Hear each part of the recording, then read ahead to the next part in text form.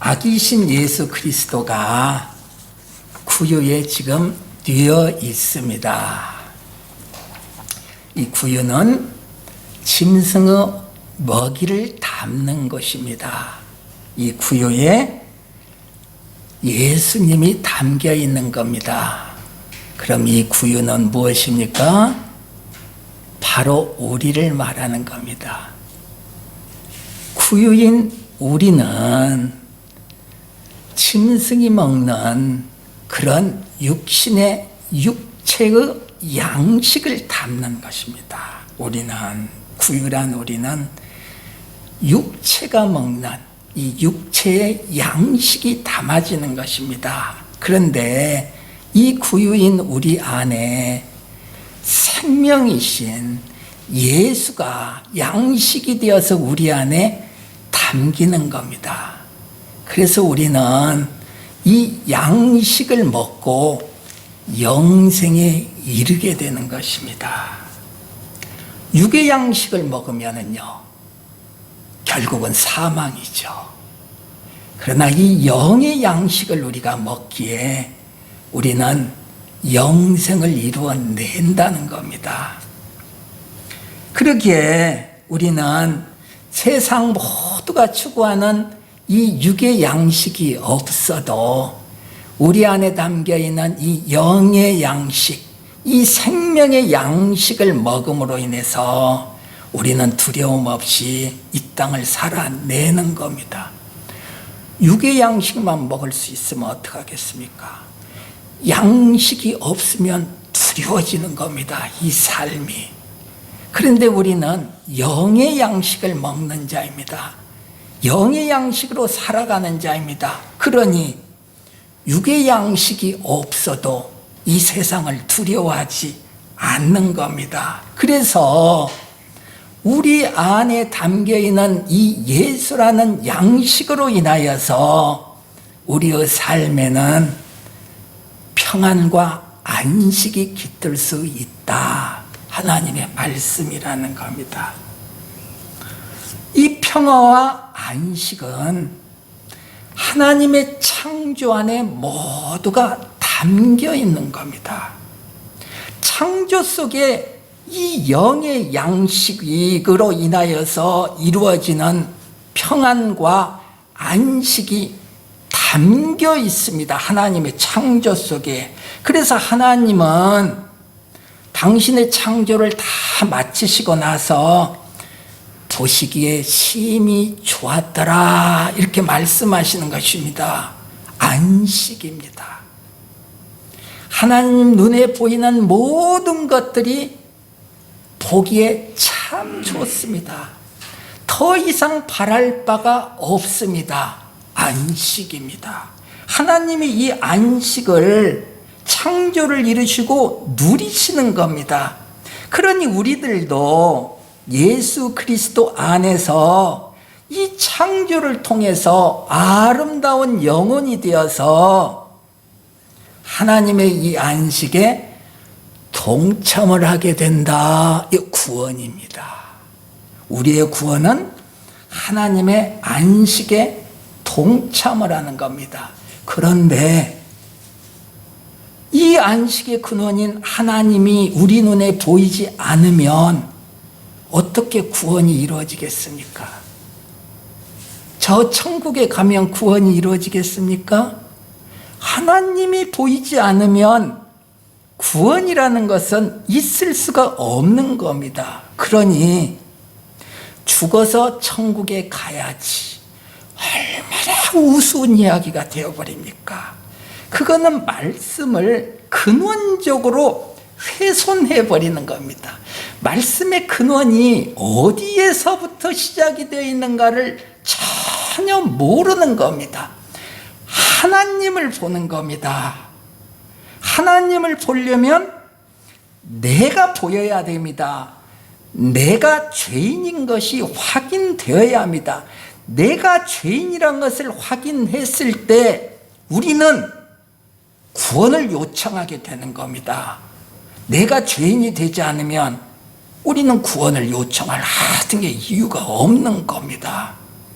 그래서 내가 누구인가 나를 발견해낸 다음에 그리고 죄인된 나의 자리에서 하나님을 바라보는 겁니다. 이때에 우리 주 예수 그리스도의 구원은 분명히 죄인된 우리에게 찾아오신다. 이렇게 해서 구원이 이루어지는 겁니다. 그래서 이 구원을 통하여서 하나님께 영광이 되고 이 땅에서는 평화가 임한다. 그래서 오늘 본문 신약의 말씀에 지극히 높은 곳에서는 하나님께 영광이요, 땅에서는 하나님이 기뻐하시는 사람들 중에, 하나님이 기뻐하시는 사람이 누구예요? 하나님의 구원을 보는 자들이죠. 모든 사람이 하나님이 기뻐하시는 사람이 아니죠. 그 구원을 볼 수 있는 자, 그들에게는요, 땅에서도 평화가 임한다. 하늘의 영광, 땅의 평화. 온 세상, 온 만물이 하나님의 영광과 평화 속에 임한다. 정말 그럴까요? 우리의 삶을 살아내다 보면 의심이 되는 겁니다. 말씀은 그렇게 기록이 되어 있지만은 내 마음속에서는 의심이 생기는 겁니다. 그래서 하나님이 오늘 이 말씀을 우리들에게 주시는 겁니다. 뭐라고 하십니까? 너희는 가서 강보에 쌓여 그 위에 누워 있는 아기를 보리니 이것이 너희에게 표적이니라. 이 말씀을 주시는 겁니다. 강보에 쌓여 있는 아이가 있을 것이다. 이 아이를 보게 되면, 보지 않으면요, 방법이 없죠. 이 아이를 보게 되면 이 안에 너희의 안식이 담겨 있다는 것을 확인할 수가 있다. 너희가 가서 그것을 보게 된다. 이 아이를 보게 된다. 분명히 보게 된다. 그러면 그 아이 안에 안식을 너희들이 확인할 수가 있다. 눈에 보이는 그 아이가 구원의 징표가 된다는 뜻입니다. 강보에 쌓여 구에 누워 있는 아기를 보리니 이것이 너에게 표적이니라. 아이가 보이면 그것이 구원의 징표다. 이렇게 말씀을 하시는 것입니다.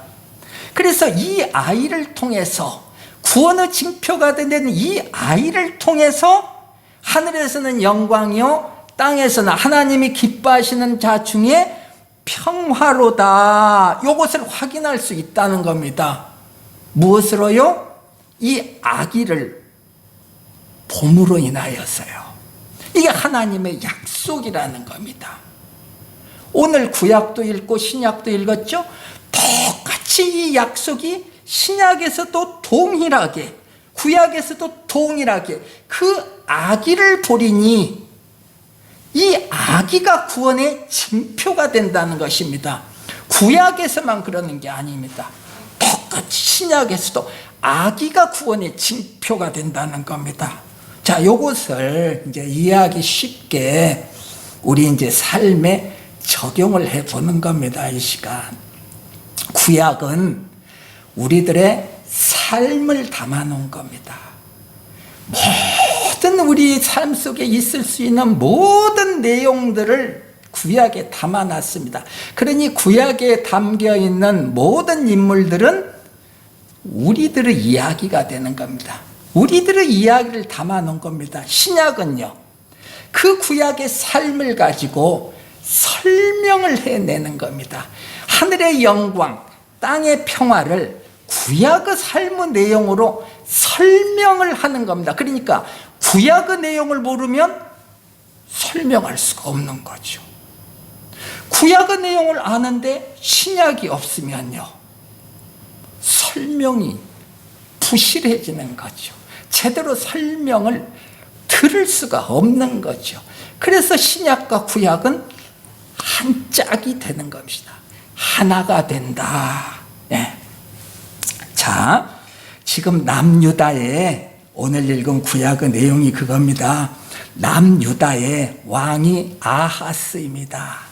근데 지금 이 아하스가 불안에 떨고 있는 겁니다. 우리들 모습을 얘기하고 있는 것이에요. 우리가 삶 속에서 불안에 떨고 있는 아하스라는 겁니다. 지금 어떤 일이 생겼어요? 아람과 북이스라엘 연합군이 쳐들어왔습니다. 왜 쳐들어왔을까요? 이제 당시 국제 정세를 설명하자면 북쪽, 이스라엘의 북동쪽에 큰 아수르라는 제국이 있는 겁니다. 그런데 바로 그 아수르와 접해 있는 나라가 아람입니다.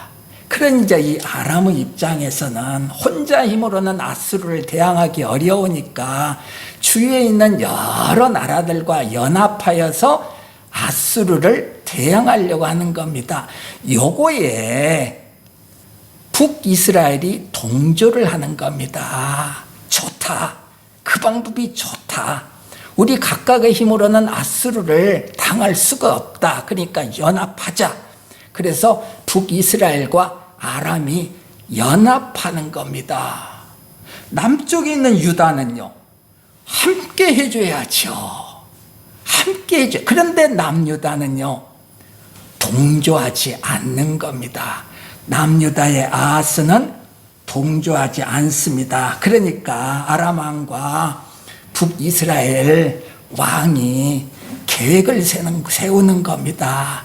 아, 이래서는 안 되겠다. 자, 남유다 왕을 바꿔버리자.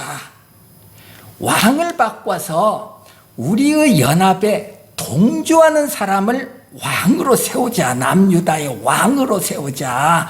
이렇게 계획을 세운 겁니다. 그래서 아람과 북이스라엘의 군대가 남유다를 향해서 공격하는 겁니다. 목적이 뭐예요?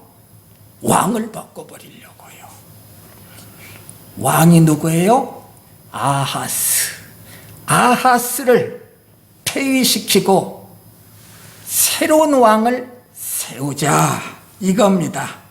남유다는 지금 위기에 처했습니다. 아하스는 지금 불안에 떨고 있습니다. 이때입니다. 이때 하나님의 선지자 이사야를 아하스에게 보내서 안심을 시키는 겁니다. 걱정하지 말라. 대단한 군대인 것 같은데 자들은 힘이 없어. 하찮은 군대야.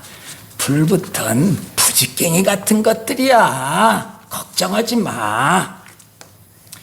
이렇게 하나님이 안심을 시키는 겁니다. 그런데 이렇게 안심을 시키는 하나님의 말씀을 전해 들었지만은 아하스의 불안은 계속되는 겁니다. 우리도 그렇잖아요. 불안에 떠는 우리에게 계속 말씀이 주어지는데 불안은 계속되더라.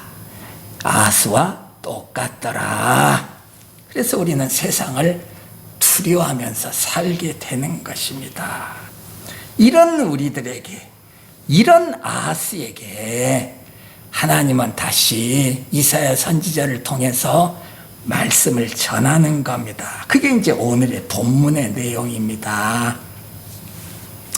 너는 네 하나님 여호와께 한 징조를 구하되 깊은 데에서든지 높은 데에서든지 구하라 하시니, 이 말씀이 전해지는 겁니다. 아하스야, 나 하나님에게 징조를 구해라.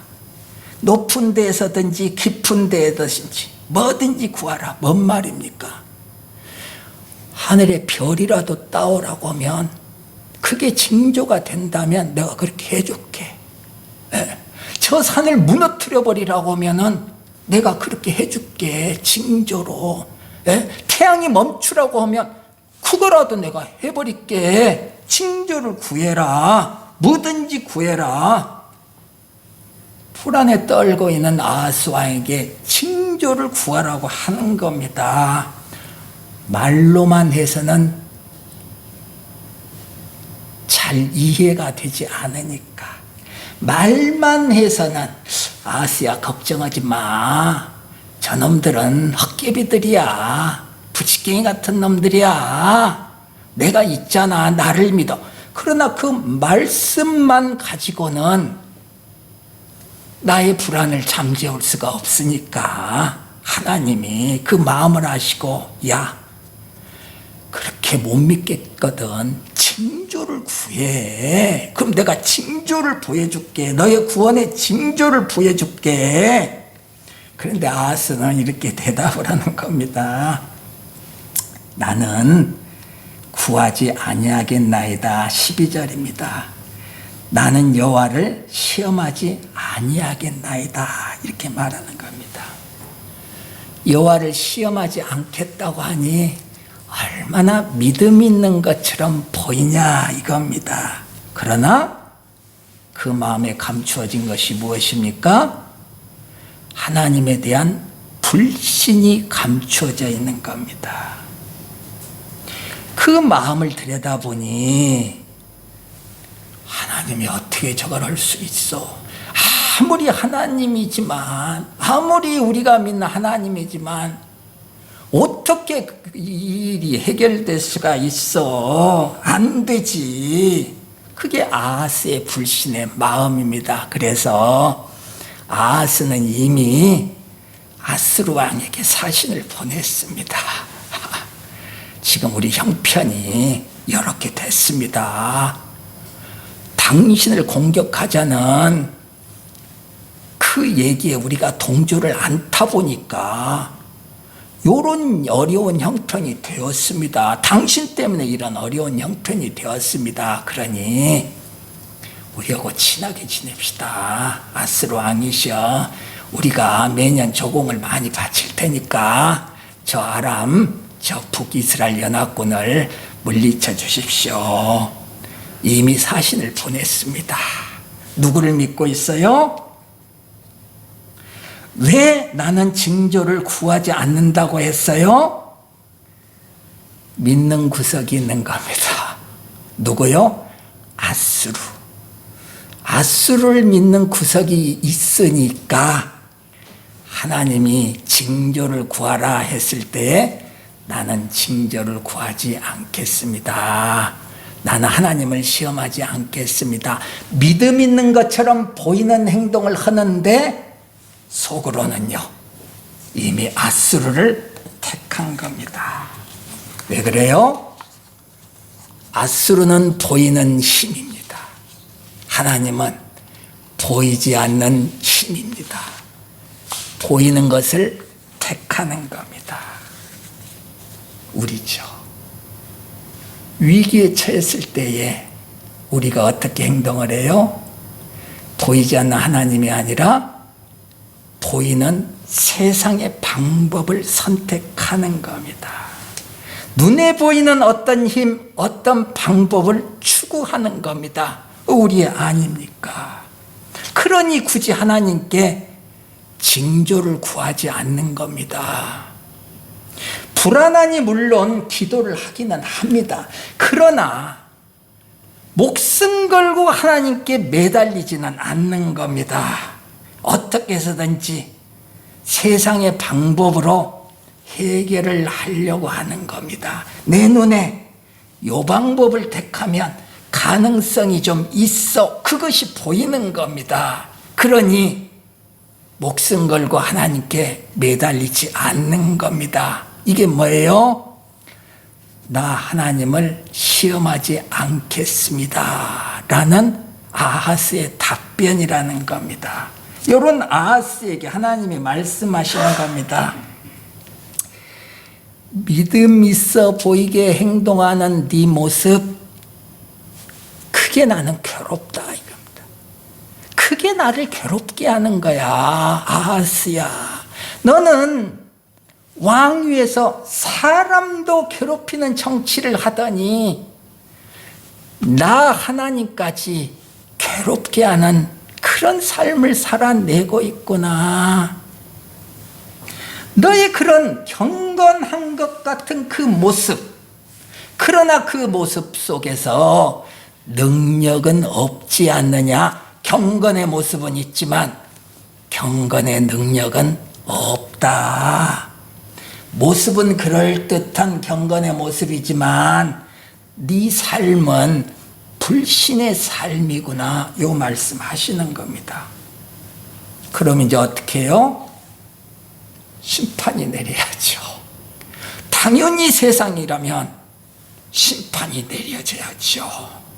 그런데 하나님은 뭐라고 말씀하셔요?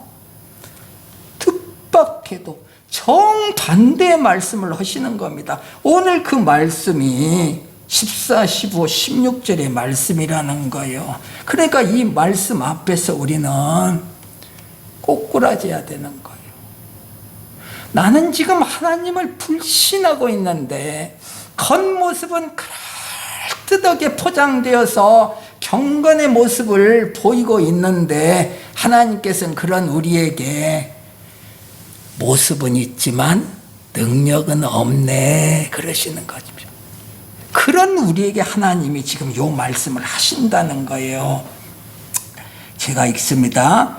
그러므로 주께서 친히 징조를 너희에게 주실 것이라. 보라, 처녀가 잉타하여 아들을 낳을 것이요 그의 이름을 임마누엘이라 하리라. 그가 악을 버리고 선을 택할 줄 알 때가 되면 엉긴 적과 꿀을 먹을 것이라. 대저 이 아이가 악을 버리며 선을 택할 줄 알기 전에 네가 미워하는 두 왕의 땅이 황폐하게 되리라. 불신에 가득 찬 아하스, 불신에 가득 찬 우리에게 하나님은 스스로가 징조를 보여주시겠다고 하는 겁니다. 그게 뭡니까? 처녀가 잉태하여 아들을 낳을 것이요 그의 이름을 임마누엘이라 하리라. 임마누엘은 우리가 잘 알다시피 하나님이 우리와 함께 하신다, 그런 뜻입니다. 처녀가 잉태하여 아들을 낳을 것인데 그 이름을 임마누엘이라라. 그 아이의 삶에, 그 아이의 이름에 담겨있는 모든 내용들이 임마누엘이다, 하나님이 우리와 함께 하신다라는 내용이 그 아이의 내용에, 그 삶의 내용에 다 담겨있다, 이름이다. 처녀가 잉태하여 아들을 낳을 것이요.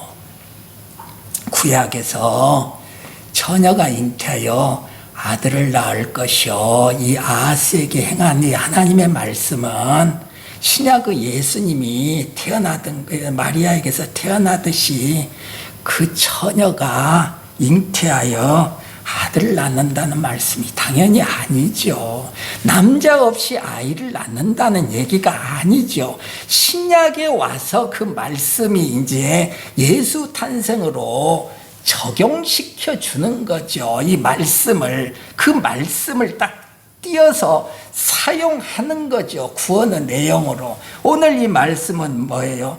남자 없이 아이를 낳는다는 얘기가 아니라, 자, 아하스야, 처녀가 잉태하여 아이를 낳을 것이요. 네가 알고 있는, 네가 잘 알고 있는 그 처녀 있잖아. 우리는 모르죠. 지금 아하스가 잘 알고 있는 궁중 내에 어떤 이쁘장한 처녀가 있었을 겁니다. 이제 홍기가 가까이 온 어떤 처녀가 있었으라. 그 처녀, 그 처녀가 곧 결혼을 해서 아이를 낳을 것이다. 임마누엘이다. 그 아이의 삶을 보니, 그 처녀가 결혼해서 낳은 그 아이의 삶을 보니 임마누엘이다. 그 삶 속에 하나님이 함께하고 계시는 것을, 그 아이를 통하여서 너희 남유다 모두 삶에 나 하나님이 함께하고 계시는 것이 확인된다. 그 아이를 통해서 확인된다. 그 내용입니다. 남유다 백성들은 그 아이가 자라는 것을 보면서 하나님의 구원을 확인해내는 겁니다. 이게 하나님이 약속하신 징조입니다. 뭘 약속을 하셨어요? 하나님이 15절입니다. 그가 악을 버리며 선을 택할 줄 알 때가 되면 엉긴 적과 꿀을 먹으리라. 지금은 고통스럽게 배고파며 사는 삶 아니냐. 지금 형편이 지금 얼마나 어렵냐. 너희들 지금 먹을 거 없잖냐. 전쟁 중이잖냐. 너희들은 지금 포위되어 있잖냐. 굶주리고 있잖냐. 그런데 요 아이가 자라서 좀 철이 들 때쯤 되면은 그때는 너희들이 먹을 것이 철철 넘쳐날 것이다. 젖을 짰으면 젖을 바로 먹어야 되는데 배고프니까. 그런데 너희들이 배가 부르니까 젖을 그냥 놔두니까 그 젖이 엉겼네. 배불른 삶을 얘기하는 겁니다. 예. 그렇게 될 거라는 겁니다. 하나님의 약속입니다. 그 아이가 자라야 되는 거죠. 자랐을 때의 그 구원을 확인할 수가 있는 거죠. 또 뭡니까? 대저 이 아이가 악을 버리며 선을 택할 줄 알기 전에 네가 미워하는 두 왕의 땅이 황폐하게 되리라. 지금은 너희들이 곧 죽을 것 같은 상황이지. 저 두 나라 때문에. 그런데 저 아이가 자라서 선을 분별할 쯤 되면, 그러기 전에 이미 저 두 나라는 황폐하게 될 것이다. 너희를 침공한 저 아람과 저 북이스라엘은 황폐될 것이다. 정말일까요? 사실이었습니다. 그래서 그 처녀가 결혼을 하여서 아이를 낳아 그 아이가 성장해서 옳고 그름을 좀 분별할 때쯤 되니까, 아이가 언제 좀 선을 분별할 때쯤 됩니까? 이스라엘에서는 12살 되면은 분별할 수 있다고 해서 성인식을 하는 겁니다. 그렇습니다. 한 10여 년의 세월이 지나니까 어떻게 됐습니까? 남유다를 침공한 북이스라엘은 이미 멸망해 있는 겁니다. 그리고 아수르는요, 아람은요, 아수르에 의해서 이미 패망하게 되는 겁니다. 아이의 자람으로 인해서 하나님의 구원이 확인되었습니다. 이 구원의 약속이 오늘날 우리에게도 동일하게 이루어진다. 그런 말씀입니다, 지금. 그래서 천사가 이 동일한 내용을 목자들에게 전하는 겁니다. 얘들아, 목동들아, 얘들아, 길벗기 교인들아, 요거 정말로 기쁜 소식이다. 대단한 소식이다. 가서 강보에 쌓여 구여있는 아기를 보리니 이것이 너에게 표적이니라. 남유다 백성들이 그 아이를 통하여서 구원을 확인하였듯이 너희들도 너희들이 보게 될 그 아이를 통해서 구원을 확인하게 될 것이다. 그 아이가 너희 구원의 징표가 된다. 빨리 가서 그 구원을 봐라. 목동들아, 다윗의 동네에 너희를 위하여서 구주가 나셨다. 구원을 지금 노래하고 있는 겁니다. 하늘의 천사가. 이 목자들이 들었던 이 구원의 선포를 지금 우리들도 이 삶 속에서 친히 듣고 있는 겁니다. 어떻게 들어요? 우리 안에 거하시는 성령 하나님의 음성으로 듣는 거죠. 이 구원의 소식을.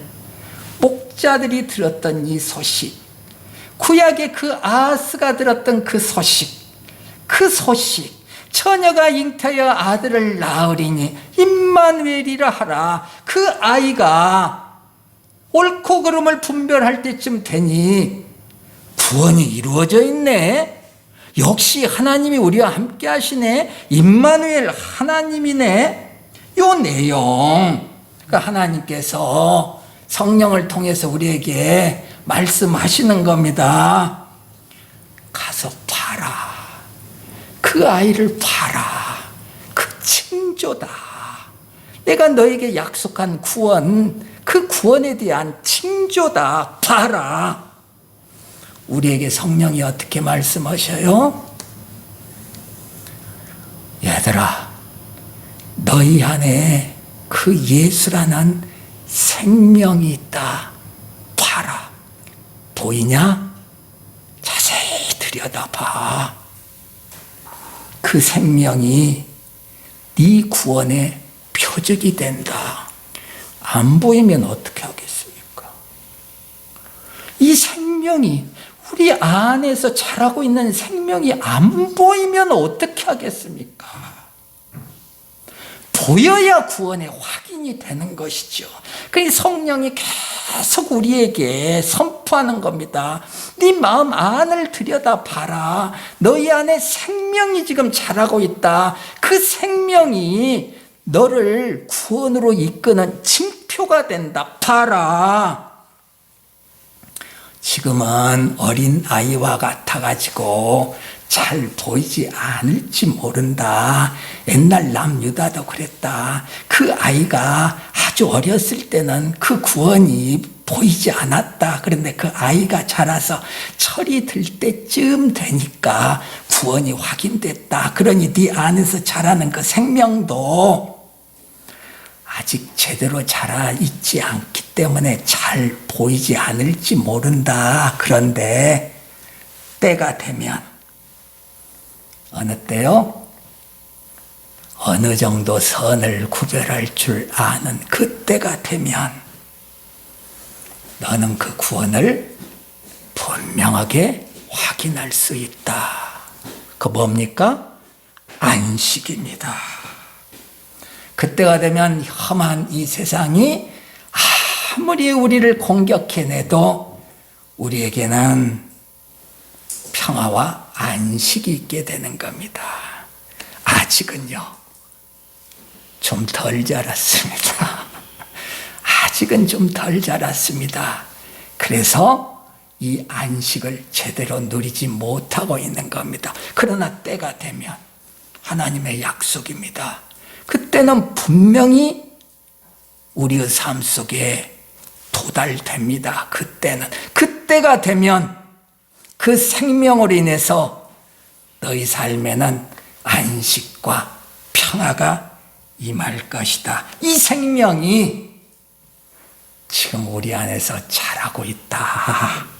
그러니 매일 이 생명을 조 목사 너도 확인하고 너희 성도들도 함께 확인해라.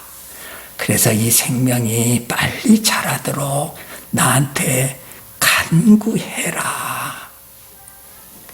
너희 삶에 평화와 안식이 임할 것이다. 오늘의 말씀입니다. 또 이제 일주일을 살아내야 됩니다. 힘든 우리의 인생입니다. 그러나 이 삶 속에서 우리는 우리 안에서 자라는 이 생명을 발견해 내는 겁니다. 그래서 무럭무럭 자라게 하는 겁니다. 어떻게 해야 돼요? 물을 줘야죠. 열심히 물을 줘야죠. 그래서 생명이 자라나는 것을 확인하는 겁니다. 그랬을 때 우리 삶 속에서는 평화와 안식이 임한다. 오늘의 말씀입니다. 하나님 감사합니다.